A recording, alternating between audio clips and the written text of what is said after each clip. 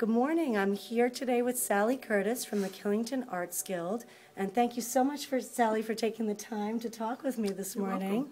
I'm wondering if you can share with folks a little bit about what it is that you do over at the Killington Arts Guild and why you're passionate about art. Well, the Killington Arts Guild has been in the area for now about 15 years, and it started with a group of artists that wanted to get together and share their ideas and their creativity. And we do, over the course of the years, we've had 3 galleries, and the first 2 were short-lived, and we were unable to really fund them. And then precipitously in 2009, I believe, the state of Vermont did Art Fits Vermont, and it was a big puzzle event, and they made these wooden puzzles and distributed them to all the communities in Vermont, and groups got together and painted them, decorated them, did lots of things with these puzzles. And then we all had a big day where all the associations around Vermont displayed these puzzles. And some people sold them, and some people auctioned them off to make money. And the day we were to do our puzzles on the lawn in front of Cabin Fever Gifts Base Camp Outfitters, it was a horribly rainy, cloudy day. And they invited us to come inside. And once we got upstairs in their beautiful shop with this lovely space, and we had our puzzles there, it sort of dawned on them, why couldn't we be there all the time with our artwork? And how great, what a terrific location right there at the bottom of the Killington Road. There are landlords, and they donate the space for free, and they do take commissions when we have sales. But we're trying to get ourselves better known in the area so that we do have more sales, and maybe we would be like paying rent, but at the moment we have the space gratis as a nonprofit, and we display the artwork of all, we have about 60 members.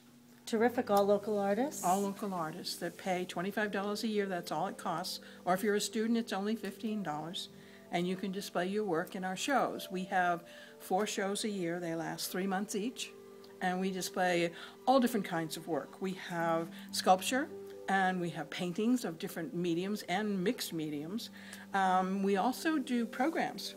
Once a month we do a program at the Sherburne Memorial Library, and we include the spoken word and the written word and drama, wow, gardening, cooking, and all the other arts. So we encompass all the arts that make our lives more enriched. Wonderful, Sally. And what you're obviously passionate about art. What is it about art that has really drawn you to it and created that passion for you? That'd be hard to say. I used to train teachers to work with young children, and so much of the way children express themselves is through mediums. They don't write long essays, and they don't give big speeches, but when you give them clay and water and sand and paint, and they create things and blocks and dress up clothes, they are able to express their ideas through their actions and through the products that they make. And so I used to do a lot of art with my teachers in training, and then when I retired, I just started exploring the mediums more myself. Wonderful. And that's, I mean, we're all kids at heart, so yes. What a great way to express ourselves. And you already mentioned the event over at the Sherburne Library. Can you share with me a couple of other ways that people locally can bring art into their lives? I think that we have so much art in this natural state of Vermont. Just going out and hiking along a brook and listening to the sounds and watching the birds and seeing the water. Taking photographs is something people sometimes get into art because they take a photograph. And then they look at the photograph and they think, I wonder what it would look like if I painted it in watercolor.